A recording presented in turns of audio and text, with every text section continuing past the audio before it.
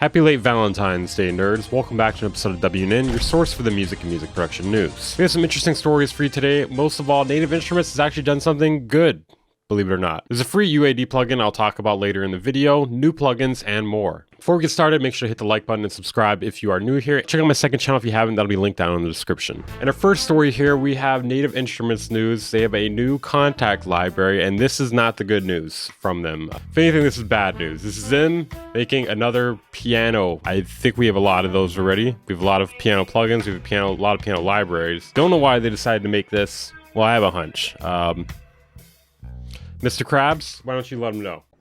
Money! So it is named Claire AVANT, and it'll give you avant-garde piano tones. They label it as experimental sequel to the Claire Grand Piano. Get both together at a special bundle price of $200. Wow, what a deal. They've captured these sounds through unconventional techniques. It features a particle engine and a pattern tool preset. New patterns tool presets. That can't be proper English, can it? It's not just another piano. Trust me, babe, I'm not like the other pianos, okay? They say here you'll have sounds from metallic hits to delicate piano droplets, deep basses to high grit tones. They're saying this is perfect for film scores, experimental productions, and beyond. I mean, honestly, it doesn't sound that bad. It's kind of hard to get excited about Native Instruments doing this. It just feels like they're behind on so many of their other products. It really feels like they need to go clear up all their old shit first before they keep giving us more new shit. Am I crazy here? I feel like I'm crazy. I don't know. The particles engine gives basically particles, shimmering harmonics, and dynamic responsive elements, helping create soundscapes. Speaking of it not being like any other piano plugin, some people are saying it reminds them of another piano plugin.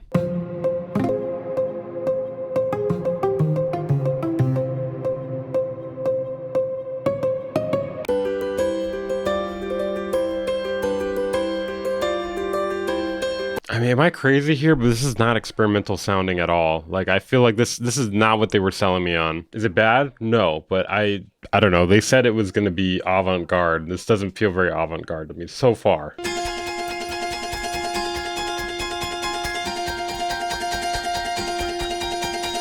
I will say this one has an interesting tone to it. It's not super avant-garde sounding still, but it could have more to do with the notes he's playing.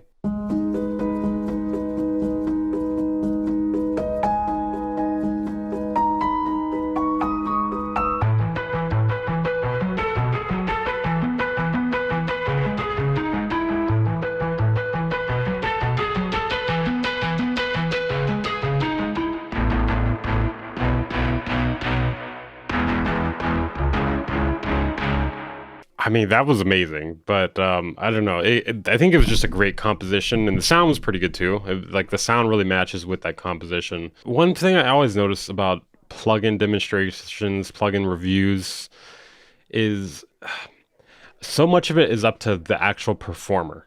You know, you can make something shit sound amazing if you play the right piece with it. My point is, it could be very hard to separate between whether it's the sound or whether it's the plugin or keyboard or whatever we happen to be talking about. And I think a lot of people struggle to separate that. You know, I think the inherent problem with this whole avant-garde thing they're claiming to do here is, I feel like being truly avant-garde is not going to be completely on pitch, you know? And whereas everything is completely on key, every note is on key. So it's almost fighting against what it's describing to be by doing that. It's $100. Woo. Okay, in our next story, we're going to talk about the actual good news from Native Instruments. Well, I mean, that piano wasn't really bad in particular, but I just don't want to see them selling more products until they fix the shit that they've already put out. KONTAKT, in general, has been a disappointment for a long time.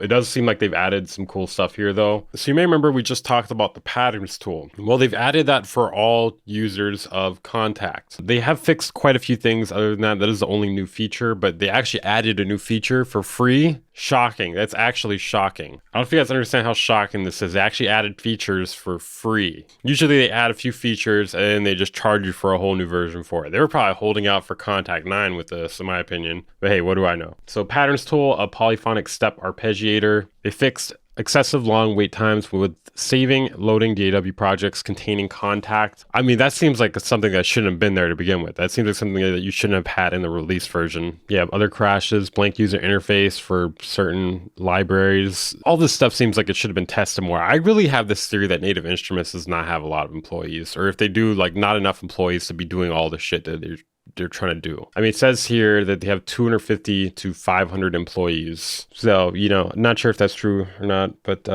I mean, I could see that not being enough for how many things they do. I mean, look at it. They release hardware, they release software, not just software, but they release libraries for those. Then they have to do, you know, updates, testing for all that stuff. And, you know, keep in mind with the hardware, like there's more to it than just that. You know, there's like, you know, planning, there's like leading the project, designing. I don't know, maybe they outsource the design. I don't know. All I'm saying is there's a lot more to it than you expect. Like these 500 people are probably working really hard. Like I don't really blame the employees. If I had to guess, I just don't think they have enough employees for all the stuff they're trying to do. They just either need to do less or they need to sit down and like fix a lot of their other shit before trying to do more. Basically, there's a bunch of bug fixes though. In my opinion, they probably should have tested this stuff more before releasing it. It seems kind of bizarre to have this many fixes this far into the release. Yeah, what do you guys think? Are you happy with Native Instruments as a company? Are they doing a good job? I feel like very few people would actually say they are, just my opinion. I've heard people talk about this before, you know, it's because they were bought out by private equity. Yeah, I mean, I'm sure that has a lot to do with it. But I don't understand why they can't understand that they're, you know,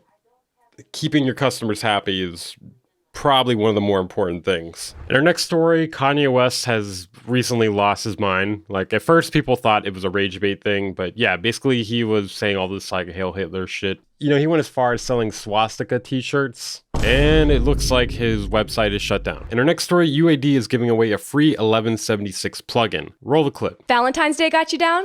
Don't worry. Universal Audio knows just how to compress those feelings. Valentine's Day got you down, you stupid fucking ugly loser? Well, don't worry, we know how to compress your stupid fucking feelings. From now through February 28th, we're giving away the UAD 1176 plugin for free.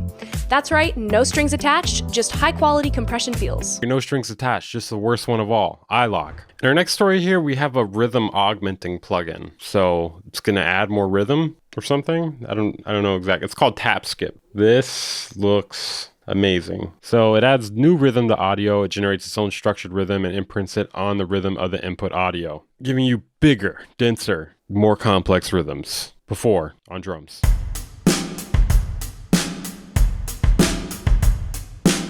All right, after.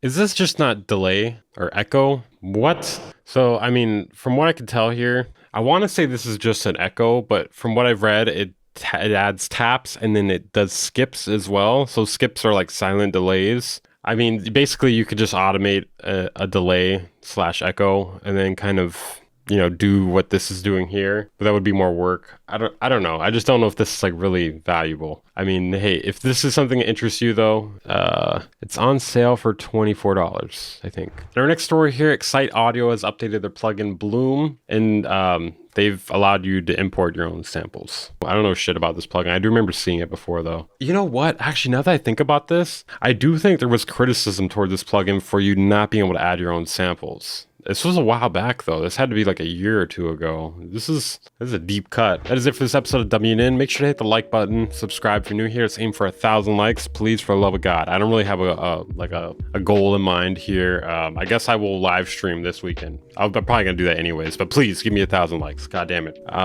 Yeah, subscribe if you're new here. Trying to get to 100K by the end of the year. Fingers crossed, fingers crossed. I don't know about it, man. WNN's not growing that fast. Tell your friends. If you got music producer friends, some of you must have friends, right? Some of you must have friends. Maybe that's why this isn't growing very fast. If you have friends, fuck it. Even if they don't produce, get them into it, okay?